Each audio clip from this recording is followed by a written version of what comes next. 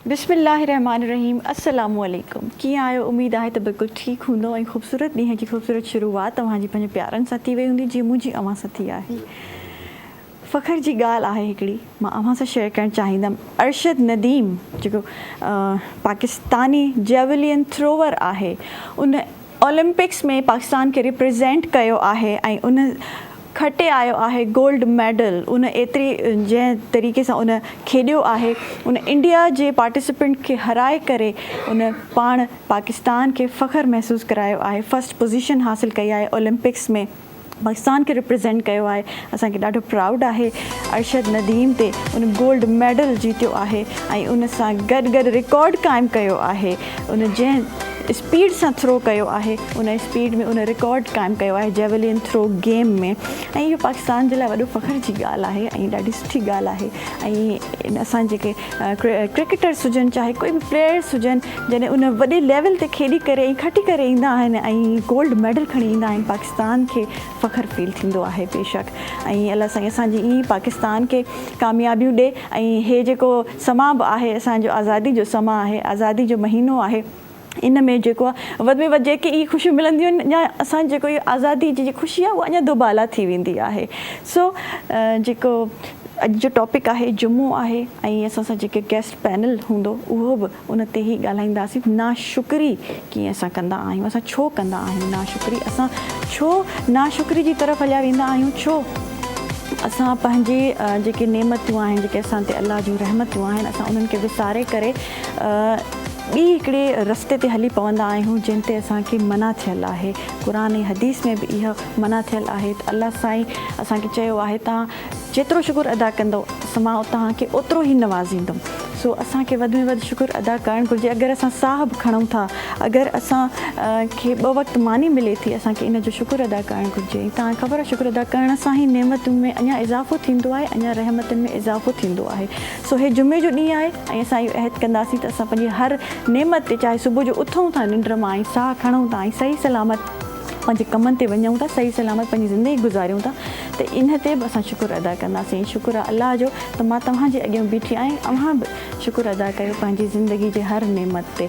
मूंसां गॾु जी ग़ुलाम रसूल साहब मौजूदु आहिनि, जेके हितां असां वटां कुकिंग शो में, कुकिंग कॉम्पिटिशन में फस्ट पोजीशन हासिलु करे विया हुआ ऐं उहे अॼु असां सां एज़ अ शेफ़ मौजूदु आहिनि हिते। ऐं कुकिंग सेगमेंट में पुछंदासीं उन्हनि खां त छा ठाहिया आहिनि। अस्सलाम वालेकुम, कैसे हैं आप?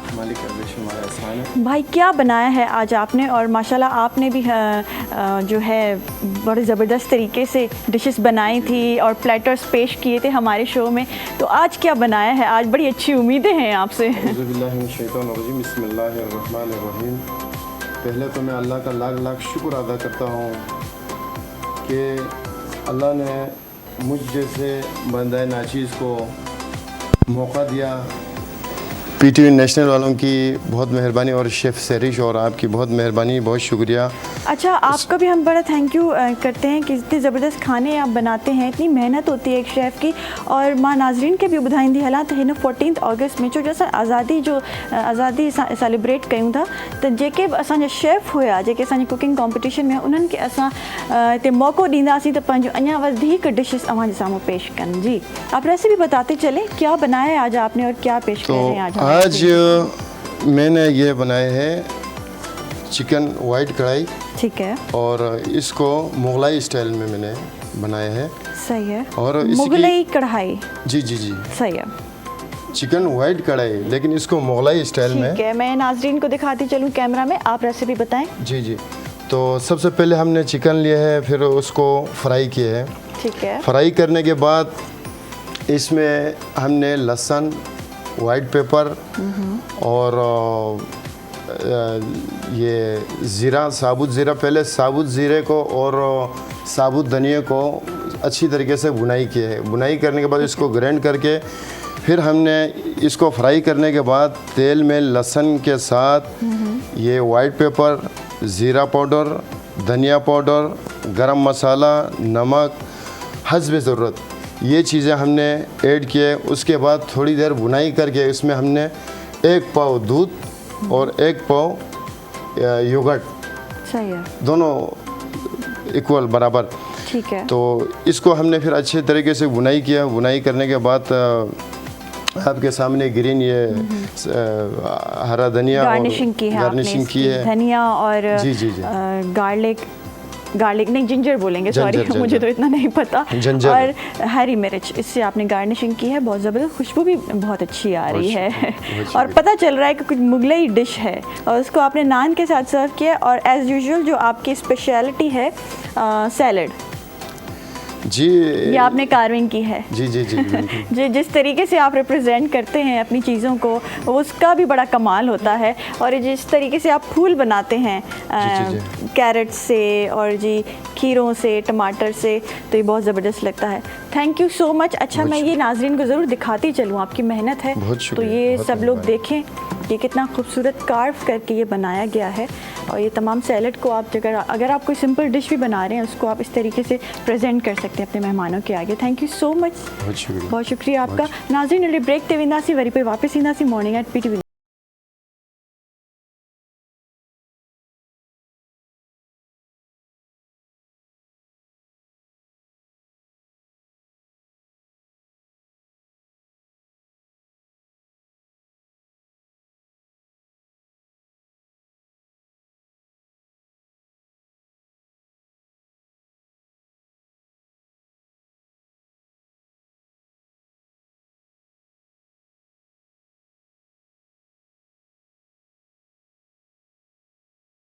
बैक नाज़रीन मॉर्निंग एट PTV नेशनल ते सभिनि खे वरी भली कार चऊं था। हिन सेगमेंट में मूंखे गेस्ट जॉइन करे रहिया आहिनि, उन्हनि जे बारे में मां के थोड़ो घणो ॿुधाईंदी हलां। IT मार्केट में 18 सालनि खां हू सर्व करे रहिया आहिनि ऐं उन्हनि जे जेके प्रोफेशनल आहिनि सॉफ्टवेयर प्रोजेक्ट मैनेजर आहिनि ऐं उन्हनि जो वॾो तजुर्बो आहे इन मार्केट में, इन IT फील्ड में, ऐं IT जे स्टूडेंट्स के भी हो काफ़ी पढ़ाईंदा रहिया आहिनि काफ़ी सालनि खां। मोहम्मद अहमद कैसर के मैं वेलकम चवां थी। अस्सलाम वालेकुम। वालेकुम, कैसे हैं आप? अल्हम्दुलिल्लाह, थैंक यू मिस सबा और PTV नेशनल, आपने मौका दिया, मैं अपने प्रोग्राम में मुझे इनवाइट किया। अच्छा सर, पहले तो माशाल्लाह ये IT फील्ड और उसमें आजकल बड़ा स्कोप भी है, तो आप अभी इसमें काम भी कर रहे हैं खुद और पढ़ा भी रहे हैं, तो अपनी जर्नी के बारे में बताएं, ये सिलसिला कैसे शुरू हुआ? अच्छा, बहुत शुक्रिया। मेरा ताल्लुक़ कराची से है, तो स्कूलिंग वगैरह कराची में हैप्पी होम स्कूल, उसके बाद आदमजी साइंस कॉलेज, उसके बाद 2002 का दौर है जब IT का बूम था, तो मैंने यूनिवर्सिटी ऑफ कराची से बैचलर ऑफ कंप्यूटर साइंस किया। उसके बाद मैं 2006 में IT मार्केट में कदम रखा। उस वक्त काफ़ी छोटी सॉफ्टवेयर मार्केट, कुछ अर्से बाद मुझे शौक़ हुआ, तो MBA का बूम आया था, मैंने MBA मार्केटिंग किया। तो उसके बाद 18 साल हो गए माशाल्लाह कराची या पाकिस्तान की डिफरेंट सॉफ्टवेयर इंडस्ट्री में काम किया है, डिफरेंट ऑफिस में डिफरेंट क्लाइंट्स के साथ हर तरह के। तो उसके साथ साथ काम करते हुए थोड़ा पढ़ाने का मुझे शुरू से था, थोड़ा शौक़ कहने जरासीम बचपन से। तो मैंने सोचा जो मैंने लर्न किया है, सीखा है इंडस्ट्री से, मैं चाहता हूँ कि मैं अपनी यंग जनरेशन को जो जूनियर उनको ट्रांसफ़र करूँ। तो इसलिए से साथ साथ शौक़ पैदा होता रहा। तो इसलिए जैसे आपने बताया मेरे तारुफ है कि मैं अभी शौक़ या पार्ट टाइम 2 यूनिवर्सिटीज़ में, कराची यूनिवर्सिटी में जो मेरा मादरी इल्मी भी है, वहाँ भी मैं पार्ट टाइम पढ़ाता हूँ कंप्यूटर साइंस में, और इस्लाम यूनिवर्सिटी वहाँ भी मैं पढ़ाता हूँ। ठीक है। अच्छा, माशाल्लाह पढ़ा भी रहे हैं, तो जो करियर काउंसलिंग होती है और सॉफ्टवेयर करियर जो काउंसलिंग होती है वो भी आप कर रहे हैं, तो वो कितना इंटरेस्ट है आजकल यूथ का इस फील्ड में? जी, अच्छा सवाल है आपका। काफ़ी जैसे आपका आइडिया हो, दुनिया में सब पूरी ग्लोबल विलेज बन चुकी है और हर चीज़ में IT का काम, चाहे कोई भी फील्ड हो, सेहत का शोबा हो, तालीम का हो, इंजीनियरिंग का हो, ज़राअत का हो, गारमेंट का हो। अब देख लें आजकल हमारी अब जो शॉपिंग में वो भी सब ऑनलाइन शॉपिंग हो गई है, तो बहुत ज़्यादा इसका स्कोप है। तो हमारी सबसे ज़्यादा जॉब मार्केट भी है जो IT की है, तो स्टूडेंट में काफ़ी उसका रुझान है। कंपटीशन बहुत बढ़ गया है क्योंकि जॉब बहुत सारी हैं, यूनिवर्सिटी बहुत सारी हैं, तो इसलिए कंपटीशन काफ़ी सख्त है, पर जॉब की काफ़ी अपॉर्चुनिटीज़ हैं पाकिस्तान में भी और पाकिस्तान से बाहर भी हमारी नई नस्ल के लिए। अच्छा, आपकी प्राइमरी रिस्पॉन्सिबिलिटीज़ क्या होती हैं वैसे करियर काउंसलिंग में? अच्छा, जैसे मैंने बताया कि ज़रा 18 साल तजुर्बा हो गया, काफ़ी नसीब व फराज देखी हैं मैंने मार्केट के भी। तो अक्सर होता है कोई जूनियर मुझसे कांटेक्ट करते हैं, कुछ मेरे स्टूडेंट्स भी होते हैं, काफ़ी ज़ाहिर है आजकल आपको पता है हालात मुल्क के भी और वैसे भी। तो मैं पहले जानने की कोशिश करता हूँ कि उसके जहन में क्या चल रहा है, क्या कन्फ्यूजन है। नई नस्ल हमारी कभी आजकल थोड़ी कन्फ्यूज़ है, इतने ऑप्शन हैं, या वो कह लेंगे थोड़ी जज्बाती भी है, जल्दी रिजल्ट चाह रहे होते हैं शॉर्टकट के चक्कर में। तो इसलिए मैं पहले जानता हूँ कि कभी ये जो किसी और को देख के इंस्पायर हो रहे होते हैं, किसी कज़न को देख देख के, किसी दोस्त को देख के, मे बी वो जो खुद स्टूडेंट हो जो परेशान हो, वो उसकी फील्ड ना हो, तो उसको गाइडेंस दीजिए कि बेटा लाजमी नहीं है कि अगर आपके बड़े भाई नहीं, आपके दोस्त हैं, उस किसी और फील्ड में वो अच्छा परफॉर्म कर दिया, लेट से अच्छा बैंकर बन गया है या अच्छा प्रोग्रामर बन गया है, तो आईटी में बहुत सारी और शुबे भी हैं। तो आप जो ना भीड़ चाल में उसके पीछे जाओ, क्या आप आपके अंदर हिडन ऐसी स्किल्स हो जो आपको खुद पता ना हो। तो मैं कोशिश करता हूँ उससे बातचीत करके, डिस्कस करके, जो उसकी सही डायरेक्शन है वहाँ पर उनको मैं मूव करूँ। अच्छा, जैसे आपने कहा आईटी में और भी फील्ड्स हैं, तो क्या क्या फील्ड्स हैं, क्या क्या हम चूज़ कर सकते हैं, क्योंकि किसी के लिए कुछ मुश्किल हो सकता है तो कुछ आसान हो सकता है, तो वो बताइए। देखिए, जब मैं 2002 में कैरियर स्टार्ट किया तो छोटी सी कंप्यूटर साइंस इतना ज़्यादा वसी नहीं था। देखिए अभी आजकल के हमारे हाथ में पूरा कंप्यूटर समा गया स्मार्टफोन की शक्ल में। उस वक्त से पहले कंप्यूटर होता था, फिर लैपटॉप का ज़माना आया, हर चीज़ हमारे पास में, हर कोई स्मार्टफोन ही इस्तेमाल करता है, तो इसलिए वो उसमें जो शोबे हैं वो भी बढ़ गए। आप देखें, अब एआई का दौर आपने सुना होगा, आर्टिफिशियल इंटेलिजेंस है, रोबोट्स का है, शायद आने वाले वक्तों में लोग कम काम कर रहे हो, रोबोट ज़्यादा काम कर रहे हो। तो इस लिहाज से कंप्यूटर साइंस में भी बहुत से शोबे हैं। मोबाइल डेवलपमेंट है, डेटाबेस है, ग्राफिक डिज़ाइनिंग है, नेटवर्किंग है, आर्टिफिशियल इंटेलिजेंस आ गया है। तो अब ये नहीं है कि पहले ही हमारे दौर में था सिर्फ प्रोग्रामिंग ही करनी है। तो जब मेरी अपनी खुद की प्रोग्रामिंग काफ़ी कमज़ोर थी, तो उस वक्त नया शोबा आया सॉफ्टवेयर क्वालिटी एश्योरेंस, मैंने उस तरफ किया, फिर सॉफ्टवेयर प्रोजेक्ट मैनेजमेंट। तो बच्चों को यही है असली में, अब जो आते हैं मेरे पास, मैं कहता हूँ बेटा आप अपना इंटरेस्ट देखो, 1-2 साल लगाओ तो मेहनत करो, ऑप्शन काफ़ी हैं। अब ऑनलाइन अब काफ़ी मवाद अवेलेबल है, हमारे वक्त में कुछ था नहीं। अब तो अपने गूगल पे सब कुछ है, यूट्यूब पे है, तो आप देख के सीख सकते हो। अच्छा, आईटी क्लाइंट्स के साथ आपको क्या चैलेंजेस फेस करने पड़ते हैं? जी, एक और बहुत अच्छा सवाल। देखिए, हर इंसान मुख्तलिफ होता है, तो क्लाइंट्स भी काफ़ी मुख्तलिफ होते हैं, आपको उनके लिहाज से अपने एडजस्ट करना पड़ता है। मेरा भी रहा तजुर्बा इंटरनेशनल क्लाइंट के साथ भी, पाकिस्तानी क्लाइंट के साथ भी। कुछ क्लाइंट्स होते हैं जो बहुत ही, उनको खुद कुछ पता नहीं होता, तो आपको उनको गाइड करना पड़ता है, सही तरह ट्रेन करना पड़ता है। उनको खुद पता नहीं होता कि उनकी रिक्वायरमेंट्स क्या हैं, कौन सा सॉफ्टवेयर बनाना है, प्रोजेक्ट बनाना है। इसी तरह कभी कभी वो कहते हैं, एक पुरानी कहावत है, आपने सुनी होगी लाजमी, कि कस्टमर इज़ ऑलवेज राइट। तो कस्टमर हमेशा जो है आपसे कोई ना कोई बात मांग रहा हो, छोटे बच्चे की तरह होता है, वो खिलौने की तरह मुझे ये चाहिए, तो आपको ज़ाहिर उसको सेटिस्फाई करना होता है। तो उस बाद उसके लेवल पे आके समझना, कि उसको समझाना कि ये तुम्हारी ज़रूरी है, क्या पता जो मांग रहा हो वो उसके लिए फ़ायदेमंद ना हो। तो हमेशा उसकी बात सुननी चाहिए और उसी लिहाज से उसको हमें फीडबैक देना चाहिए। अच्छा, आईटी करियर प्लानिंग के लिए आपका क्या प्रोसेस होता है? अच्छा, अगेन जब मैं अभी लिंक किया ना कि कोई मेरे अक्सर स्टूडेंट्स और जूनियर्स कॉन्टैक्ट करते हैं, तो मैं वही देख के, ज़्यादातर भीड़ चाल में या नेट पे देख के शॉर्ट को देख लिया। एक तो थोड़ा सा वो है कि शॉर्टकट के चक्कर में ना आजकल मोटिवेशनल स्पीकर काफ़ी ज़माना है, आपने देखा होगा अक्सर माशाल्लाह। तो वो कुछ बच्चे वो सोचते हैं कि हम डिग्री छोड़ के कोई शॉर्ट कोर्स कर लें और जॉब पे आ जाएँ। तो शॉर्ट टर्म तो फ़ायदा होता है, जैसे आपको फ्रीलांसिंग काफ़ी ज़माना है, घर बैठ के जॉब कर लो।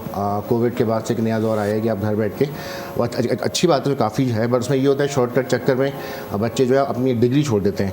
तो मैं ये करता हूँ कि अपनी फाउंडेशन आप स्ट्रॉन्ग करो, बेसिक जो कोर्सेज हैं आईटी के आप वो करो, कंप्लीट करो, एक प्रॉपर डिग्री हासिल करो किसी भी अच्छी यूनिवर्सिटी से।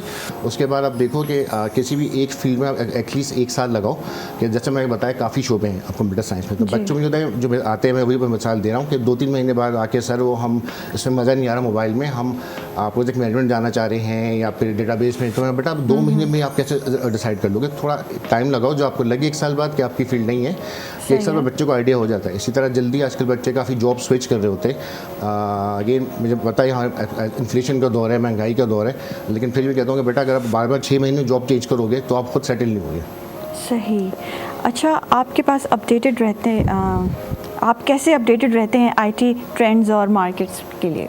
अच्छा, अगेन आजकल इतनी ज़्यादा चेंजेस आ रही हैं आईटी में ना, नई टेक्नोलॉजी आ रही है, ट्रेंड वगैरह, तो बहुत हम जैसे बुड्ढों के लिए मैं कह रहा हूँ, मैं तो 40 बहाने देख चुका हूँ, तो मेरे लिए काफ़ी मुश्किल है। माशाल्लाह मेरी नई जनरेशन जो आ रही है बहुत ज़्यादा ज़हीन है। अगेन एक पुराना मुहावरा भी है कि हर नई नस्ल जो होती है पुरानी नस्ल से ज़्यादा ज़हीन होती है। तो बहुत ज़रूरी है कि अपने आप को लेटेस्ट ट्रेंड से आप करें। आजकल काफ़ी आईटी में ही ऑनलाइन सर्टिफिकेशंस काफ़ी हैं या पेड सर्टिफिकेशन भी हैं, उस तरफ जाएँ। मैंने खुद अभी पिछले महीने कई साल बाद सर्टिफिकेशन की है। तो अपने आप को हमेशा अपडेट रहना पड़ता है, वरना वो आप पीछे रह जाएंगे। तो ज़रूरी है कि आप नेट पे अपडेट रहें, अपने सीनियर्स से गाइडेंस लेते रहें, ताकि अगर वही कि अगर आप ज़माने के साथ नहीं चलेंगे तो आप पीछे रह जाएंगे। अच्छा, अपने आईटी क्लाइंट्स को कैसे हेल्प करते हैं, उनकी स्ट्रेंथ्स और वीकनेस को कैसे कवर करते हैं? अच्छा, उसमें ये होता है कि क्लाइंट्स आगे ना मेरा हर डिफरेंट तरह के कुछ होते हैं जिनका बहुत ज़्यादा डिमांडिंग होते हैं क्लाइंट्स, वो चाहते हैं अब आप हर दिन उनको बताएं क्या काम हो रहा है। कुछ क्लाइंट होते हैं जो बड़े इजी गोइंग होते हैं, सहल पसंद होते हैं, मतलब उनको आप हर दिन फ़ोन करें, हर हफ्ते फ़ोन करें, कहते हैं आप हमें बाद में जब पूरा काम हो जाए तब दिखाइएगा।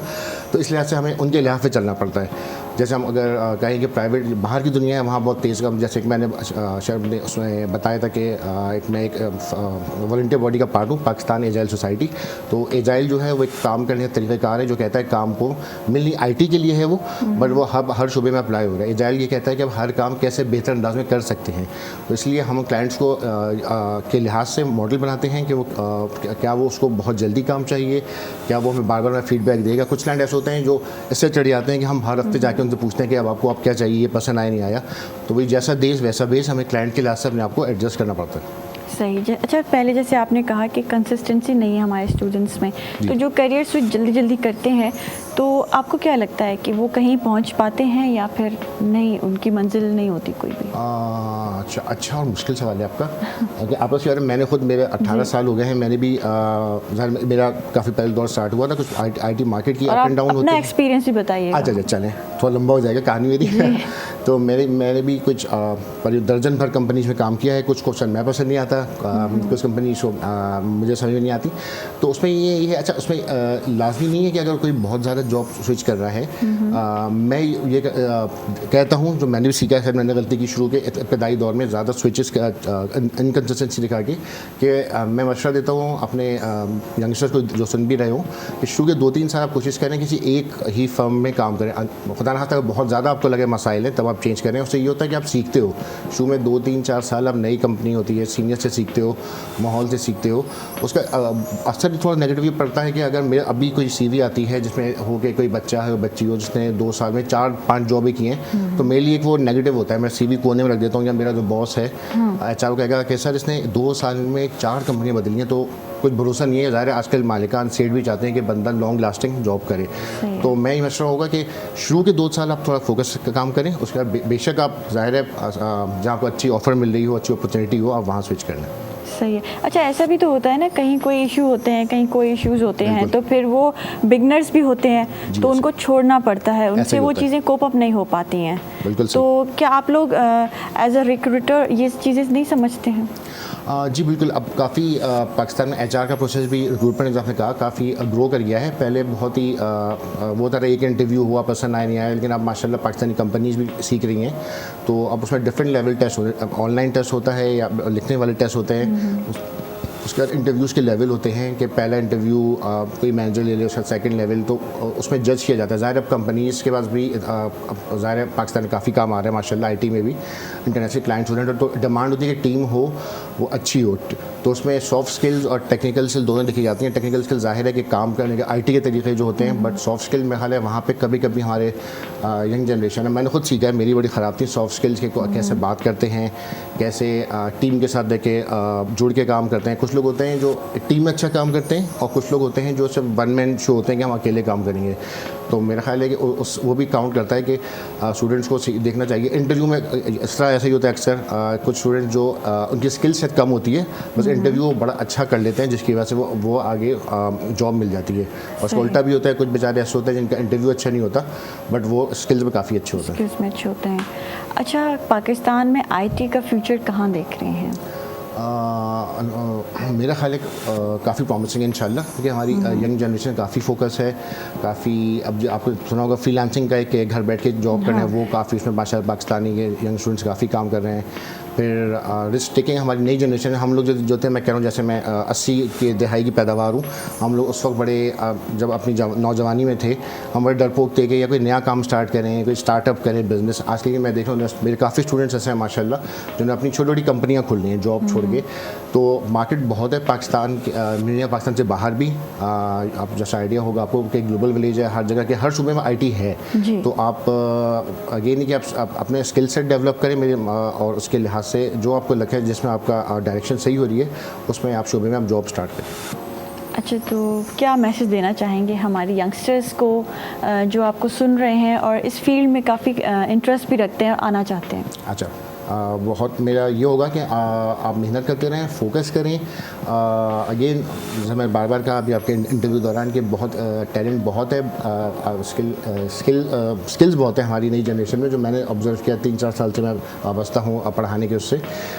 थोड़ा से शायद मैं जज्बाती हमारी नई नस्ल, जैसे अभी आपने कहा कंसिस्टेंट नहीं है, तो और गाइडेंस लेते रहें, अपने आप को अपडेट रखें नई टेक्नोलॉजी से, और किसी न किसी सीनियर से आप कांटेक्ट करें क्या चल रहा है मार्केट में, बाहर की दुनिया में क्या चल रहा है, तो आगे फ्यूचर आपका ही ब्राइट होएगा, पाकिस्तान का भी इंशाल्लाह।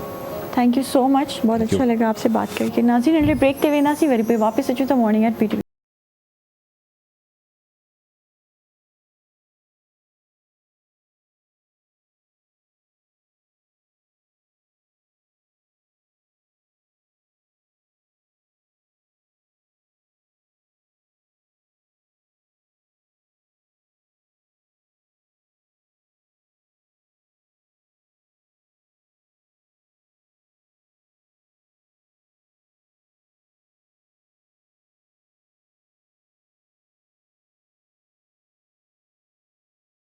रसूलल्लाह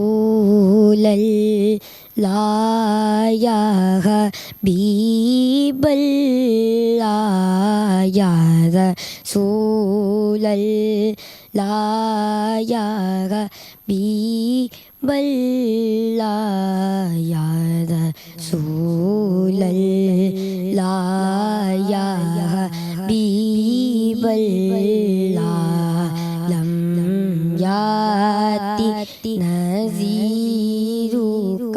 फी नज़रिम लम याति नज़ीरुका फी नज़रिम मिसले तो न शुद पैदा जाना जगराज को ताज तो रे सर सो ए तुझको शहे तो सदा जाना अल-बहरु अला वल मौजू तग़ा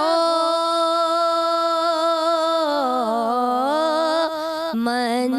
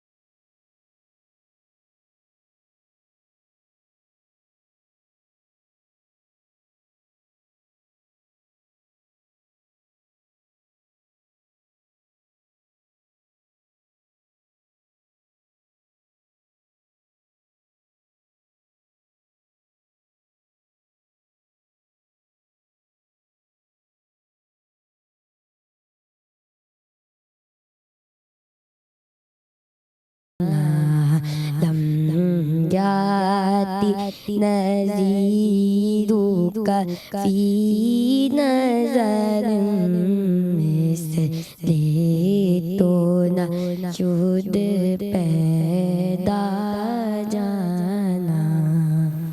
माशाल्लाह, सुभान अल्लाह।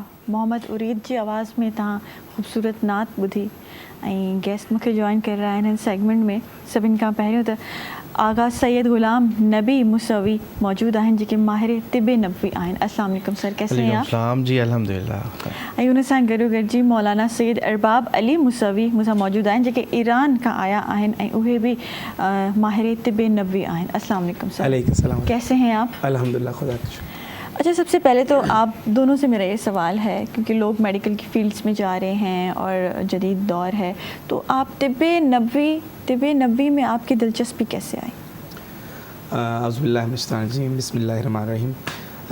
सबसे पहले तो मैं आपका बड़ा ममनून और मशकूर हूँ कि आपने मुझे अपने इस सेगमेंट के तबस्सुल से एक मौका दिया कि मैं तिब नबवी पर गुफ्तगू कर पाऊँ। सबसे पहले तो जिस तरह आपका सवाल कि आपका किस तरीके से शौक़ पैदा हुआ, दरअसल मैं ख़ुद कराची यूनिवर्सिटी से BS फिजियोलॉजिस्ट हूँ। अच्छा, मैंने कराची यूनिवर्सिटी BS फिजियोलॉजी की। फिजियोलॉजी यानी totally study about human body, जो कुछ इंसान के बदन में है, एनाटॉमिकल फंक्शन, फिजियोलॉजिकल फंक्शन। मैंने वहाँ पर मास्टर किया और उसके बाद में ईरान चला गया फर्दर इस्लामिक स्टडीज़ के लिए। मगर वहाँ जाकर मुझे एहसास हुआ कि मैंने जो कुछ भी अपना पढ़ा है उसको कहीं ना कहीं इस्तेमाल करूँ। फिर उसी ज़ुमरे में हमने तिब नबवी की तरफ रुजू किया और चूँकि मैं एक इंसानी स्ट्रक्चर के बारे में जानता था, तो बस सिर्फ़ अहल बैत की या नबी सल्लल्लाहु अलैहि वसल्लम की या तमाम गुज़रे हुए अम्बिया की जो दवाएं थी, जो उनको भी अल्लाह रब्बुल इज़्ज़त ने तालीम फरमाई थी। बस जिस तरह हज़रत नूह नबी जब मरीज़ हुए तो ना कोई हॉस्पिटल्स थे, ना कोई डॉक्टर्स थे, ना कोई लेबॉर्ट्रीज़ थी, कहाँ जाते? तो वो परवरदिगार से रुजू करते, मालिक कायनात ये मसला है, रिजिस और उनको घुटने दर्द का मसला हुआ। तो अल्लाह रब्बुल इज़्ज़त ने 3 जड़ी बूटियाँ अर्श से भेजी, हलीला, बलीला, आमला। ये 3 जड़ी बूटियाँ अर्शी हैं, फ़र्शी नहीं हैं। और जब उन्होंने इस्तेमाल की तो आज मुफस्सरीन कहते हैं कि हज़रत नूह नबी की बड़ी उम्र का राज ये नुस्खा था। ठीक, तो इसी तरीके से जब हमने देखा, चूँकि मैं मेडिकल फील्ड से ऑलरेडी ताल्लुक़ रखता था, तो जब मैंने देखा कि कुछ चीज़ें मेडिकल के अंदर पॉसिबल हैं और कुछ चीज़ें इम्पॉसिबल हैं, नहीं हो सकती। ठीक, मगर अल्हम्दुलिल्लाह से तिब नबवी, तिब अम्बिया की रोशनी में हमने वो तमाम काम जो इम्पॉसिबल थे वो भी यहाँ होते हुए देखे। अच्छा, तो इस तरह हमारी दिलचस्पी बढ़ी और अब अल्हम्दुलिल्लाह से ये रोशनी फैलती गई और खुदा के फ़ज़ल और करम से इस वक्त पाकिस्तान में हमारे 35 सेंटर्स वर्क कर रहे हैं, इसी लोगों को आशनाई दे रहे हैं तिब नबवी की। उसके अलावा भी बाहर मुल्कों में भी ये सिलसिला हमारा चल रहा है। तो इस तरह हमारी दिलचस्पी इस तरफ आई। अच्छा, माशाल्लाह। आप अपनी जर्नी के बारे में बताइएगा। हाँ जी, मेरी जर्नी भी इसी तरीके से कुछ रिलेट करती है। मैंने कराची यूनिवर्सिटी से जियोलॉजी किया और जियोलॉजी के बाद मेरा एक सफ़र रहा ईरान की तरफ। तो जब सफ़र ईरान की तरफ हुआ तो वहाँ पर हमने देखा कि यहाँ तिब नबवी पे, इंसानी हिफ़्ज़ान सेहत पे बहुत ज़्यादा काम किया जा रहा है। तो हमने कहा कि कहीं ना कहीं इंसानियत की खिदमत के लिए हम भी कहीं अपना किरदार अदा करें। तो वहाँ से हमारी दिलचस्पी बढ़ती गई और फिर इस इल्म को हमने वहाँ से सीखा और फिर वहाँ से वापस आकर इस इल्म को जो है फिर लोगों तक फैला रहे हैं, लोगों की ज़िंदगियों में, और उनकी ज़िंदगी को बेहतर बनाने के लिए हम जितना भी सुन्नत तरीका इस्तेमाल कर सकते हैं उसको अपनाने की कोशिश कर रहे हैं और लोगों को बताने की कोशिश कर रहे हैं। माशाल्लाह। अच्छा, तिब नबवी का असल कॉन्सेप्ट क्या है? आज हम लोग ये सब समझना चाहेंगे, अब प्लीज़ दोनों बताइएगा मुझे। देखिए, असल कॉन्सेप्ट जो है फ़ितरत है। मसलन इंसान एक फ़ितरत के बुनियाद पर वजूद में आया है। मसलन इस वक्त फ़ितरी तौर पर यहाँ पर ऑक्सीजन मौजूद है। फ़ितरी तौर पर हमें जिन चीज़ों की ज़रूरत है अल्लाह ने वो मुहैया की हैं। ये दरख्त, ये चाँद, ये सितारे, ये सूरज, ये सब चीज़ें, ये अब जितने जानदार आप देख रहे हैं इन सब को हम इस्तेमाल करते हैं। एक इंसान के लिए अल्लाह ने पूरी कायनात को खल्क़ कर डाला। तो हमारा जो बेसिक कॉन्सेप्ट है वो यही है कि क्यों ना हम इसी फितरत से, ऐसा मुमकिन नहीं है कि अल्लाह रब्बुल इज़्ज़त कुरान मजीद में ये तो रसूलुल्लाह को फरमा दें कि अल यौमा अकमलतु लकुम दीनकुम व अतममतु अलैकुम नेमती व रज़ीतु लकुमुल इस्लाम दीना, आज मैंने दीन को कामिल किया, आज मैंने तमाम नेमतें मुकम्मल की, आज मैंने इस दीन से राज़ी हुआ। तो जो दीन अल्लाह का कामिल हो जाए उसके अंदर इंसानी इल्म मौजूद ना हो, ये मुमकिन नहीं है। तो जो इंसानी इल्म ज़ाहिर है पाक पैगंबर के ज़माने में या इससे पहले गुज़श्ता अंबिया के ज़माने में, जब उनकी रियाया, उनकी अफराद, उनके मानने वाले, उनके असहाब जब आते और पैगंबरों से आकर मुश्किल के लिए बात करते, मसलन कोई किसी को औलाद नहीं हो रही, ऐसा नहीं है कि मसलन हम ये कहें कि ये औलाद ना होना ये आज का मर्ज़ है, ये सर में दर्द होना ये आज का मर्ज़ है, नहीं, जो बीमारियां आज हैं वो उस ज़माने में भी थी। अच्छा। मसलन हज़रत इब्राहीम नबी खलीलुल्लाह हैं, 100 साल की उम्र है, औलाद नहीं हो रही। हज़रत ज़करिया 120 साल की उम्र है, औलाद नहीं हो रही। हज़रत अयूब साबिर नबी हैं, इतने मरीज़ हो जाते हैं, उनके स्किन का इतना मसला हो जाता है कि उनके हाथ और जिस्म से जो है इनके स्किन से कीड़े निकलना शुरू होते हैं कि लोग उन्हें अपने इलाके से निकाल कर एक जंगल में बिठा देते हैं कि भाई रेगिस्तान में बैठो आप, कि आपकी बीमारी कहीं हमें ना लग जाए। ठीक है, तो ये एक हिकमत परवरदिगार थी, किसी को मरीज़ करके खुदावंद मुताल अपनी हिकमत के ज़रिए से वहाँ से अख़ज़ करता है, उस बंदे को पहचानता है कि इसके अंदर कितना सब्र और शुक्र है, और कहीं किसी को सेहत देकर खुदा आज़मा रहा होता है। तो ये तमाम सिलसिले चलते आए। तो आज के ज़माने में जब हम देखते हैं कि आज हम जो ज़्यादा मुश्किलात का शिकार हो गए हैं, पिछले ज़मानों में आप देखें कि उम्रें लोगों की 100 साल से ऊपर थी, ताकि कुछ नबियों की 950 साल उम्र हज़रत नूह नबी की, इस तरह दूसरे नबियों की 200, 300, 300, 400 साल उम्र। रसूल खुदा के ज़माने में आ जाएँ तो उस ज़माने में भी 100 साल, 90 साल, 120 साल उम्रें थी। कोई बहुत बड़ी सदियाँ नहीं गुजरी, ये 13-14 सदियाँ गुजरी हैं। ठीक है, और उसके बाद भी आज भी हमारे अगर बुज़ुर्गों को देखें तो वो 100 साल के आज भी मौजूद मिल जाएंगे आपको अपने ख़ानदान के अंदर। तो आज ऐसा क्या हो गया है कि उम्र जो है हमारी 30-35 साल पर पहुंचते हैं तो सारी बीमारियों का मलबा हमारे ऊपर आ जाता है। ऐसे ही है। लोग इस अस्पताल को छोड़ के उस अस्पताल में, उस अस्पताल को छोड़ के उस अस्पताल में जा रहे हैं। इल्लत क्या है, वजह क्या है, उसको तलाश करना। उसकी वजह यह है कि हम फितरत से दूर हो गए हैं, सुन्नत से दूर हो गए हैं, बताए गए नबी के फ़रामीन से दूर हो गए हैं। अगर हम उन फ़रामीन की तरफ आ जाएं तो ये हम तमाम मुश्किलात से दोबारा जो हैं बच सकते हैं। मुश्किलात जो हमारी क्रिएट हो चुकी हैं, छोटे बच्चे हैं उनको जो है शुगर का मसला, भाई इसने कौन सी, अभी 2 महीने हुए इसको पैदा हुए हुए, इसने कौन सी शुगर खा ली, इसने कौन सी मिठाई खा ली, इसने कौन सी क्या चीज़ें खा ली। वजह क्या है, जो वालदा को जो इंजेक्शंस लगी थी उनके नतीजे में जो साइड इफ़ेक्ट हुए वो बच्चे के अंदर ज़ाहिर हुए। ओहो, अच्छा। तो हम जितना भी जदीद मेडिकल साइंस की तरफ जाएंगे तो जहाँ पर फ़वाइद हैं वहीं पर नुकसानात भी हैं, और नुकसानात उस फ़वाइद से ज़्यादा हैं। ठीक है। तो अगर सुन्नत की तरफ आएंगे, रसूलुल्लाह की ज़िंदगी की तरफ आएंगे तो यहाँ पर हमें नुकसान बहुत कम, रेयर नज़र आएंगे, मगर फ़वाइद बहुत ज़्यादा नज़र आएंगे। बिल्कुल ऐसे ही है। अच्छा, हमारे साथ जी नुमान शाह भी मौजूद हैं, उनसे हम सुनाएंगे, आप नात सुनाएंगे जी, वो हम सुनेंगे। वो शहरे मोहब्बत जहाँ मुस्तफ़ा है, वहीं घर बनाने को जी चाहता है। वो सोने से कंकर, वो चांदी सी मट्टी, नज़र में बसाने को जी चाहता है। जो पूछा नबी ने कि घर कुछ भी छोड़ा, तो सिद्दीक़ अकबर के होठों पे आया। वहाँ मालो दौलत की क्या है हकीकत, जहाँ जा लुटाने को जी चाहता है।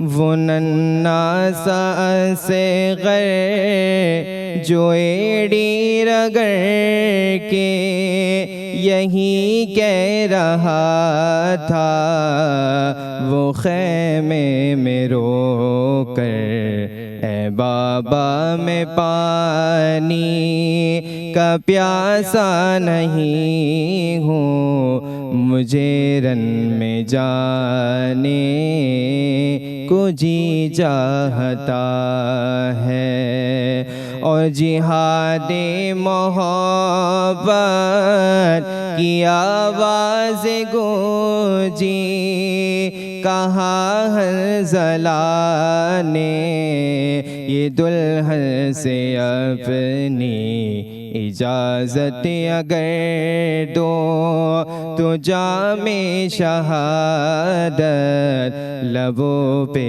सजाने को जी चाहता है। वो शहरे मोहब्बत जहाँ मुस्तफ़ा है, वहीं घर बनाने को जी चाहता है।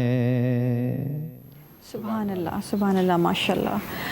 जी आपसे मेरा सवाल है कि तिब्बे नबवी किन बीमारियों में इस्तेमाल होता है, किस इलाज में इस्तेमाल होता है आजकल के दौर में? जी तिब्बे नबवी क्योंकि ये एक छोटी सी फील्ड नहीं है जी, इससे भी इंसान ही पूरे बदन के जितने भी औज़ा हैं, जितने भी उससे रिलेटेड जो बीमारियां हैं, तिब्बे नबवी उन सब पे काम करती है।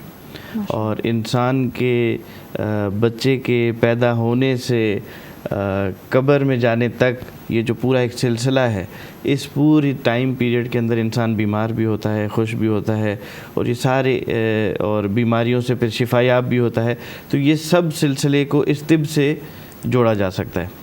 और बीमारियों से ताल्लुक़ अगर हम देखें उसका, तो इसका ब्लड प्रेशर से लेके कैंसर तक का इलाज इसके अंदर मौजूद है। अच्छा। आजकल इसमें औरतों के मसाइल हैं, और इसमें जो बच्चों के पैदा ना होना जो बहुत से मसाइल हो रहे हैं, और जो आगा ने पहले ज़िक्र किया कि बच्चों की पैदाइश के साथ ही उनके जो मसाइल, जो आजकल शुगर का मसला शुरू हो जाता है या उनको ऑक्सीजन का मसला, मतलब इंसानी बॉडी से रिलेटेड जितने भी मसाइल हैं, तिब उस हर एक मौजू पे अपना काम करती है। अच्छा माशाल्लाह, आप ईरान से हैं, तो ईरान से आए हैं, तो ईरान में कितने मकबूल है तिब्बे नबवी? देखिए जी, ईरान में अल्हम्दुलिल्लाह से इतना काम हुआ है कि आज जिस तरह हमारे यहाँ हॉस्पिटल्स होती है ना, तो वहाँ पर जितनी भी गवर्नमेंट की हॉस्पिटल्स हैं, उसी गवर्नमेंट हॉस्पिटल के अंदर दो जो हैं शोबे जात हैं। एक, अगर आप तिब्ब जदीद से जो आज एलोपैथिक मेडिसिन जिसको आप कहें, उससे इलाज कराना चाहते हैं तो इस बख्श में चले जाएं। और अगर तिब्बे नबवी से इलाज कराना चाहते हैं तो इस तरफ आ जाएं। वहाँ पर वो तिब्बे, इसको नबवी की जगह पे तिब्बे सुन्नती कहते हैं।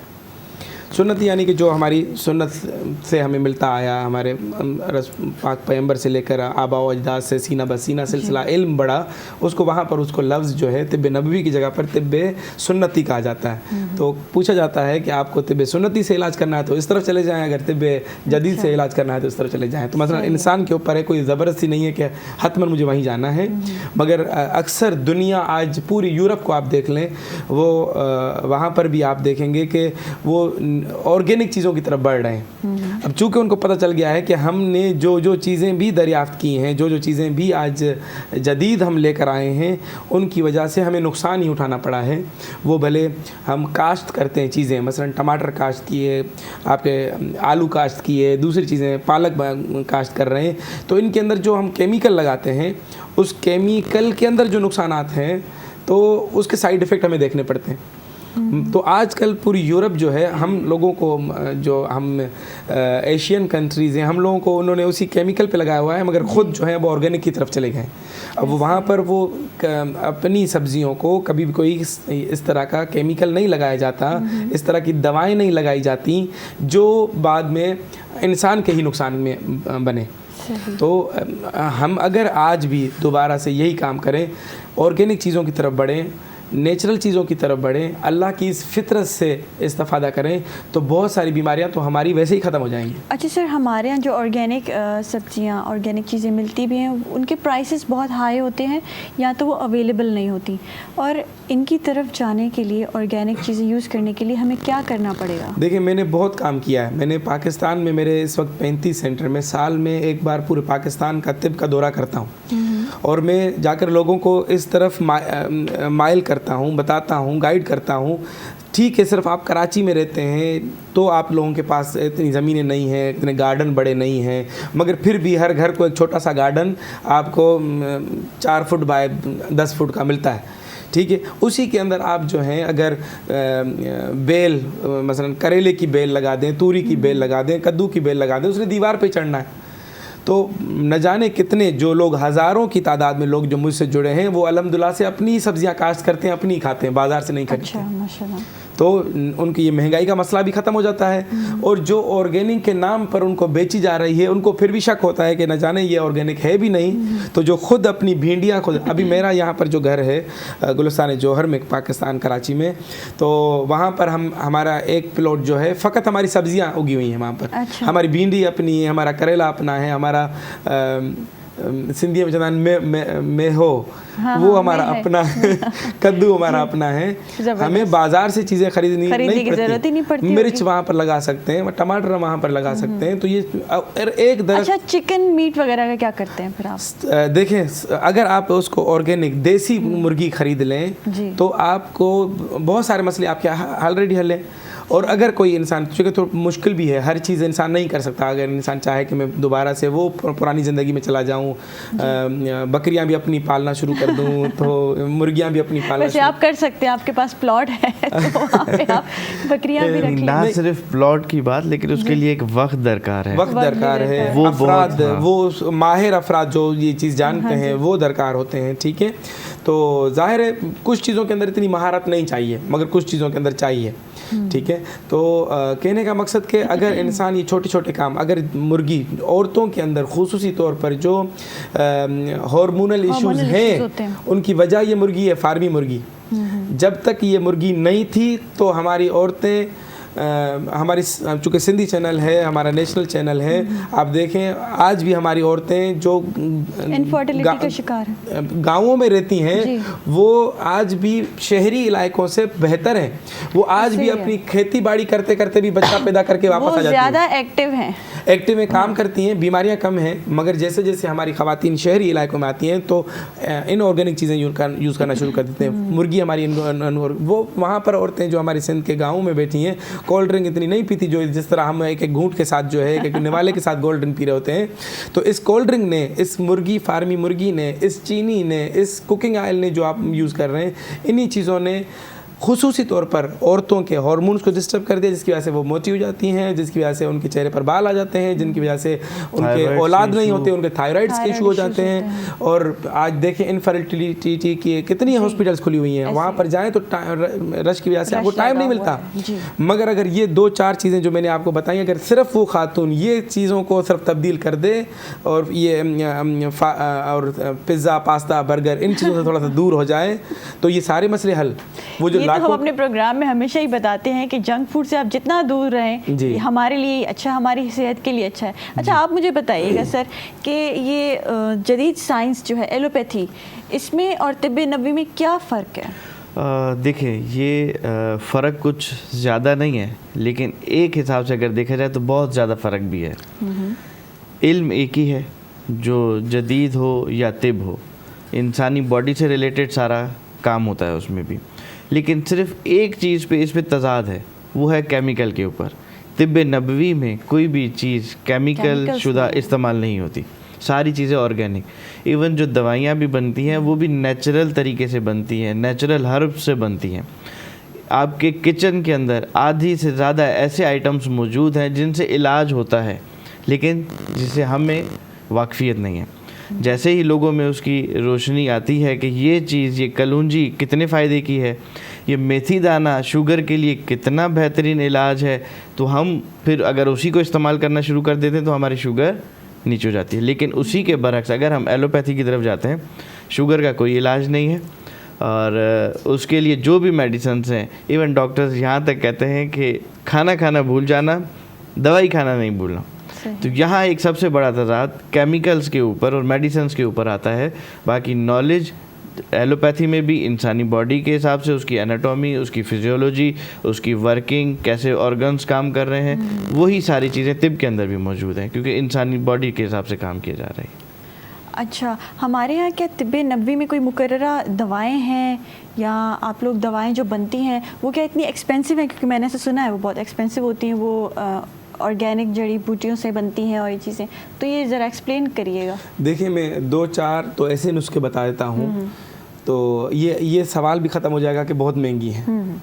ठीक है, कुछ चीज़ें मसलन जिस तरह शहद है आजकल नापीद हो गया है ना, क्योंकि हम लोगों ने दरख्त काट दिए हैं, दूसरी चीज़ें, अब शहद मिलता नहीं है। ठीक है, तो मगर बहुत सारे अफराद ऐसे हैं जो कि मुख्तलिफ ऐसे इलाकों में चले जाते हैं जहाँ पर जंगलात बहुत ज़्यादा होते हैं, और वो वहीं पर जाकर फार्मिंग करते हैं, तो वहाँ से लेकर आते हैं। तो चले उस हिसाब से वो खपत जो है उसकी पूरी हो रही होती है। मगर ये है कि बहुत सारी चीज़ें, मसलन एक हाजमे का मसला तो हमारे, ये समझ लें कि हर घर का मसला है ना, कि पेट ख़राब है, मगर पाक पैगंबर सल्लल्लाहु अलैहि वसल्लम की हदीस मुबारक है कि मुझे वो सुफ़रा पसंद नहीं जहाँ पर हाजूम की दवा मौजूद ना हो। अब ये सिर्फ 3 चीज़ों का मुरक्कब है, हर घर में मौजूद है। अगर ये लोग मेरे इस प्रोग्राम के तवस्सुल से जो सामीन सुन रहे हैं, वो समात फरमा रहे हैं, ये अगर इस 3 चीज़ों को परचेज़ करें और अपने सुफरे पे रख लें तो आधे से ज़्यादा पेट के मसाइल तो आपके ऐसे ही हल हो जाएंगे। अच्छा, वो 3 चीज़ें बता दें। बहुत आसान सी हैं। एक है आविशन, एक है कलौंजी और एक है अजवाइन। अच्छा, आविशन क्या है पहले तो? आविशन जो है हमारे, अगर इधर उर्दू ज़बान में कहेंगे तो वैसे आविशन अगर किसी भी पंसार के पास चले जाएं तो उसको पता है कि आविशन क्या है। उर्दू ज़बान में सोतर कहते हैं। स्वाद ऐन तेरे सोतर। 3 चीज़ें हैं, सोतर, कलौंजी, अजवाइन। ये इजीली अवेलेबल होती है। इजीली अवेलेबल होती है। अजवाइन आपके घर में मौजूद है, कलौंजी आपके घर पे मौजूद है, सिर्फ एक सौतर जो है वो आपने बाजार से लानी है। बाजार से। और दरियाई नमक, समंदरी नमक, जो नेचुरल साल्ट हो, वो मसलन पिंक सॉल्ट भी आप ले लें। हिमालयन सॉल्ट हो गया, पिंक सॉल्ट हो गया, या सी सॉल्ट हो गया। अच्छा, नेचुरल, आयोडाइज नहीं। तो ये 3 चीज़ों को आपने हम वज़न ले लें। मसलन अगर 100 ग्राम आपने लिया तो 10 ग्राम आप नमक के उसके अंदर डाल दें बस। हर खाने से पहले और हर खाने के बाद आप लें तो आपके आधे से ज़्यादा पेट के जुमला अमराज आपके ख़त्म हो जाएंगे। अब बताएं कितना महंगा है तिब का इलाज। और वहाँ चले जाएं तो सिर्फ फ़कत 4,000-5,000 तो सिर्फ डॉक्टर की फ़ीस देनी है आपने। उसके बाद फिर डॉक्टर ने आपने जो है लिस्टें टेस्टें करवानी है, जिस पर आपको 20,000-25,000 वो देने हैं, और उसके बाद आपकी एक दवा शुरू होगी जो कि कहेंगे कि भाई ये 2 साल खाओ। ठीक है, मगर यहाँ पर ये छोटा सा इलाज है, आधे से ज़्यादा लोग ऐसे ही ठीक हो जाएंगे। हाँ, अगर फिर भी किसी को कोई मसला है तो अगर हमारा नाम भी अगर सर्च कर लें गूगल पर मौलाना सैयद अरबाब अली मूसवी के नाम से, तो वहाँ पर हमारा कांटेक्ट आ जाएगा, और उसी कांटेक्ट के ज़रिए से हम उनको 1-2 दवाएं और भी बता दे देंगे कि अगर मसला बड़ा हुआ तो जो चीज़ें नहीं बन सकती लोगों से, कुछ चीज़ें बन सकती हैं। इम्यूनिटी पावर की एक दवा है, वो बहुत आसानी से लोग जो है बना सकते हैं, कि जिससे किसी वैक्सीन की ज़रूरत नहीं है, जिससे किसी बीमारी आपके नज़दीक नहीं आएगी। बस ये छोटी छोटी चीज़ें जो की जा सकती हैं। अब देखिए ना ये चीज़ें इन्होंने अगर इंसानी सेहत के ऊपर फ़ायदा नहीं दिया तो नुकसान क्या दिया? इस अजवाइन ने क्या नुकसान? कोई नुकसान नहीं। फायदा नहीं हुआ तो नुकसान जब भी आप नेचर की तरफ आएंगे तो आप नुकसानात से दूर हो जाएंगे। लेकिन इसी के बरक्स अगर आप एलोपैथी पे जाते हैं और केमिकल शुदा दवाइयाँ इस्तेमाल करते हैं, उसने अगर पर्टिकुलर एक मर्ज़ आपका ठीक किया फॉर अ टाइम बीइंग, लेकिन आगे जो 2 ऑर्गन्स और ख़राब किए उनके ठीक करने के लिए फिर आपको डॉक्टर के पास जाना पड़ेगा कुछ अर्से बाद। ये तो मैं सॉरी टू से ये एक बिज़नेस हो गया है, और हम जितनी कोशिश करें हम नेचुरल ऑर्गेनिक चीज़ों की तरफ जाएं, जैसे कि किचन गार्डनिंग कर सकते हैं हम लोग, और ये जो आपको अभी टोटका पता चला है तिब्ब नबवी का, ये भी हम कर सकते हैं अपने खाने से पहले और खाने के बाद। बहुत शुक्रिया, ॾाढो मज़ो आयो असां सां ॻाल्हाए करे, काफ़ी इन्फॉर्मेशन मिली। हिते असांजे प्रोग्राम जो टाइम बिल्कुलु ख़त्म थी वियो आहे। सुभाणे वरी नए टॉपिक सां, नए महिमाननि सां असां हाज़िर थी वेंदासीं। तीअं सबा अली खे ॾींदा इजाज़त, अल्लाह हाफ़िज़। पर उन खां पहिरियों नुमान शाह खां असां नात ॿुधंदा वेंदासीं। पहुँचूं दर सरकार पे, चाहा तो यही है चाहा तो यही है, आगे मेरी तकदीर है, तमन्ना तो यही है, तमन्ना तो यही है। एक खास महके आने लगी मौजे हवा में, के खास महके आने लगी मौजे हवा में, आसारे बताते हैं मदीना तो यही है, मदीना तो यही है। ये उनकी रज़ा है, मुझे भेजे मुझे रोके, ये उनकी रज़ा है, मुझे भेजे मुझे रोके, वापस मैं नहीं आऊँगा, सोचा तो यही है, सोचा तो यही है। तैबा में हूँ सब कुछ, मेरे दामन में है आसी, दुनिया का करूँ क्या, मेरी दुनिया तो यही है।